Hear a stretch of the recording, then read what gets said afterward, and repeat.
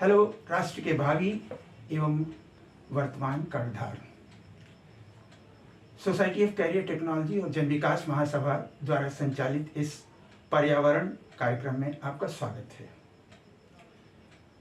प्रायः हम जो किताबों में लिखी हुई बात है उससे अलग कुछ बातें आपसे शेयर करना चाहते हैं।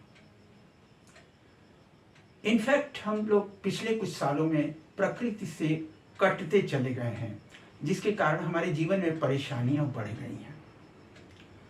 और एक और बात, लेन देन के मामले में हम प्रायः चीज़ों की कीमत का जो गणना करते हैं वो गलत करते हैं।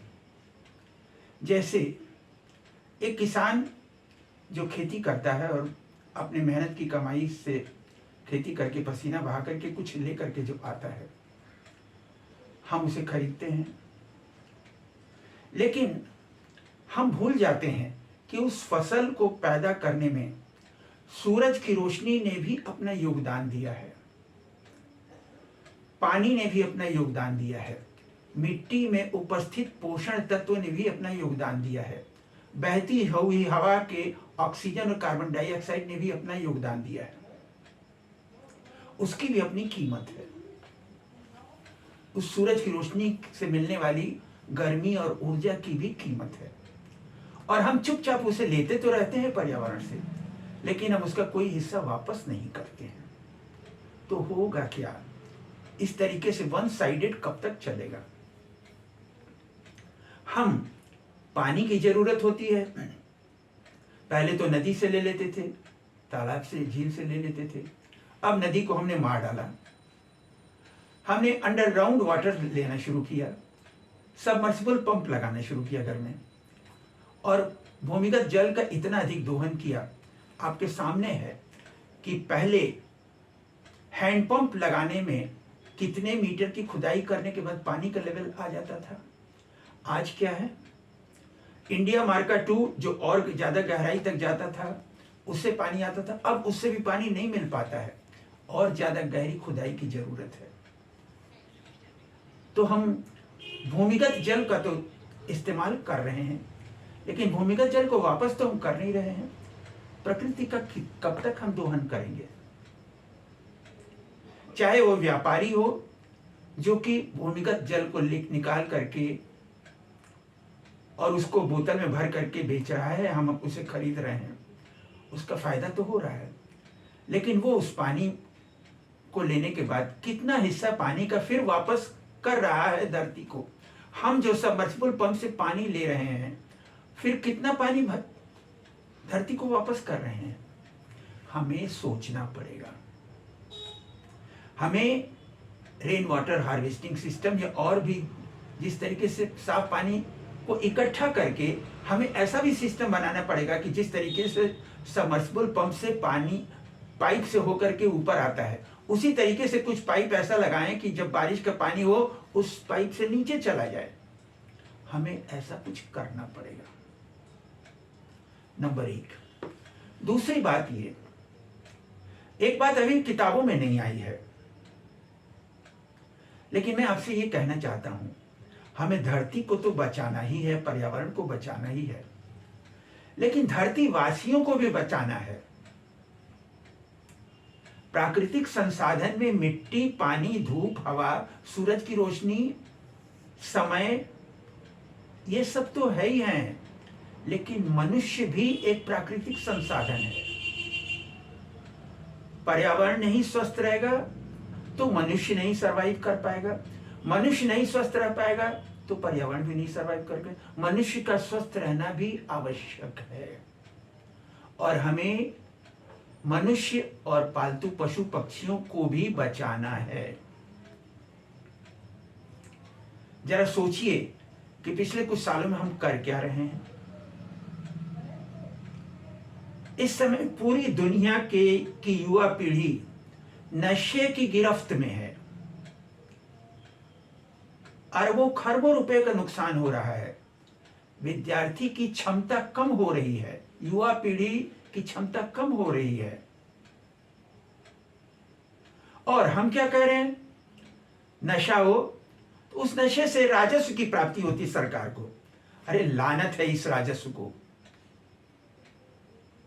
गुटखा खा करके, दारू पी करके, नशे की चीजों खा करके हमें कैंसर हो जाता है।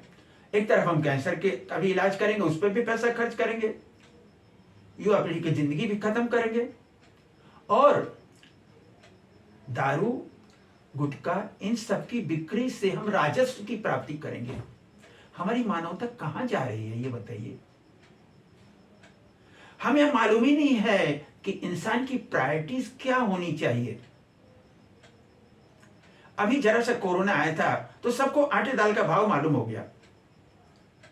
लोग पैसे की गड्डी लेकर के तड़पते रहे, अस्पताल में जगह नहीं मिला, मर गए। पैसे से हर चीज नहीं खरीदी जा सकती है।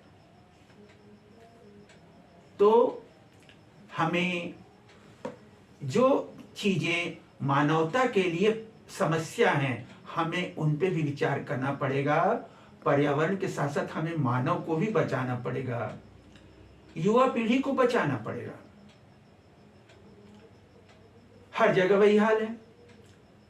अरे ठीक है, युवा पीढ़ी को तेज रफ्तार में मजा आता है, वाहन चलाएंगे तो तेज रफ्तार चलाएंगे, वो स्वाभाविक है। लेकिन एक बात बताइए, जरा रोज सुबह आप अखबार पढ़ते हैं, कितने एक्सीडेंट की खबर रहती है उसमें। सब जानते हैं कि दारू पी करके रात में सड़क पे वाहन चलाने पे दुर्घटना की संभावना ज्यादा है, फिर भी दारू पी करके रात में गाड़ी चलाएंगे। अरे क्यों भाई, ऐसे क्या हम नशे के गुलाम हो गए हैं? और शिक्षा, स्वास्थ्य और जो दूसरी प्रायोरिटीज हैं हमें मालूम ही नहीं है। हम उसे भूल करके क्या हो रहा है, कहीं रूस और यूक्रेन में लड़ाई हो रही है, सारी सभ्यता संस्कृति का विनाश हो रहा है। जरा सी बात में इजराइल और गाजा में लड़ाई हो रही है। हमें आज तक नहीं समझ में आया कि आखिर हिंदुस्तान पाकिस्तान के बीच में, हिंदू मुसलमान के बीच में नफरत का कारण क्या है। बिना किसी कारण के खाली मूंछ की लड़ाई हम लड़ रहे हैं। मूंछ हमारी ऊंची रहनी चाहिए, नीची नहीं करेंगे, उसके लिए हम अपने आप को नष्ट कर देंगे। तो हमें मानवता को भी बचाना पड़ेगा। और दूसरी बात, प्राकृतिक संसाधन में हम जब उसे इस्तेमाल कर रहे हैं तो हमें उसे वापस भी करना होगा। अभी पिछले महीने बहराइच का कांड आपने पढ़ा।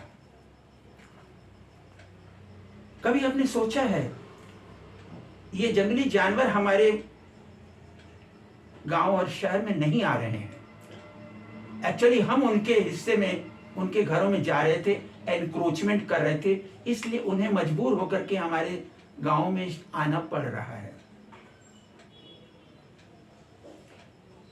जरा मैं आपको दो उदाहरण दूं। 2 बार मैंने देखा, हमारे घर के सामने सड़क पर एक कुत्ता जा रहा था और उसे कुछ खाने को नहीं मिला, तो वो सड़क पे किसी गाय का गोबर सूख गया था और उस गोबर को खरोंच करके वो खाने की कोशिश कर रहा था। आपको मालूम है गिलहरी का भोजन क्या है? नट्स, मूंगफली, बादाम इत्यादि। हमने अपने टेरेस गार्डन में चिड़ियों के लिए कुछ दाना डाल देते हैं, चिड़िया का दाना, पानी डाल देते हैं। 1-2 गिलहरी भी अब आने लगी है और वो गिलहरी चिड़िया का दाना खाने लगी है। मतलब क्या है इसका? गिलहरी का दाना चिड़िया का दाना नहीं है। उसे खाने को नहीं मिलेगा, नट्स नहीं मिलेंगे, तो चिड़िया के दाने से अपना पेट भर रही है। कभी कभी हमारे टेरेस गार्डन में एक बंदर आ जाता है और वो 2-4 गमले तो गिराएगा। 2 बार ऐसा हुआ, उसने लेमन ग्रास का पौधा हमने नया लगाया था, लेमन ग्रास का पौधा उखाड़ दिया उसने।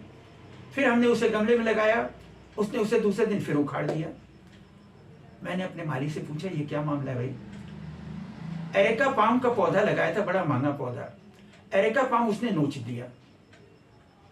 मेरे माली ने बताया कि ये बंदर, एरेका पाम की जो जड़ हैं उनमें कुछ स्टार्च पाया जाता है, लेमन ग्रास की जड़ों में स्टार्च पाया जाता है, उनको चूसने के लिए ये पौधे उखाड़ते हैं। उसके बाद बंदर पे मेरा जो गुस्सा आता था खत्म हो गया। हम क्या कर रहे हैं? हम कौन सी दुनिया बना रहे हैं कि हम बंदर, गिलहरी, कुत्ते, इन सबको, गाय को तो हम सारे घास चरागाह बंद कर दिए, समाप्त कर दिया हमने घास के मैदान, पुआल को खत्म कर दिया, पराली खेत में ही जला रहे हैं। और कुछ शौकीन लोग बड़े धार्मिक बनते हैं, दिन भर में सुबह के समय खाना बनाएंगे तो एक रोटी गाय के लिए निकाल देंगे, एक रोटी गाय को खिला देंगे। उस एक रोटी से क्या गाय का पेट भर जाएगा? और सब्जी का छिलका हम पॉलिथीन के थैली में करके सड़क पे फेंक देते हैं, गाय उसे थैली को भी साथ में चबा जाती है, उसके पेट में जाता है, इकट्ठा होता जाता है और वो गाय मर जाती है। ये कौन सी मानवता है भाई? कौन सी गौ भक्ति है कि हम गाय के लिए घास छोड़ेंगे नहीं और पॉलिथीन में सब्जी का छिलका डाल करके उसके सामने डाल देंगे? इसके लिए क्या राम और कृष्ण जन्म लेंगे, अवतार लेंगे, तब हमें बताएंगे, तब हम अपने आप को बदलेंगे? ऐसे नहीं चलेगा। समय आ गया है कि हम सबको बाकी सब चीजें छोड़ करके फर्स्ट प्रायोरिटी पे पर्यावरण की समस्याएं पे, प्रदूषण की समस्याओं पर विचार करना पड़ेगा, कंट्रोल करना पड़ेगा। हमें धरती को भी बचाना है, धरती वासियों को भी बचाना है, वरना क्या होगा आप खुद जानते हैं। धन्यवाद।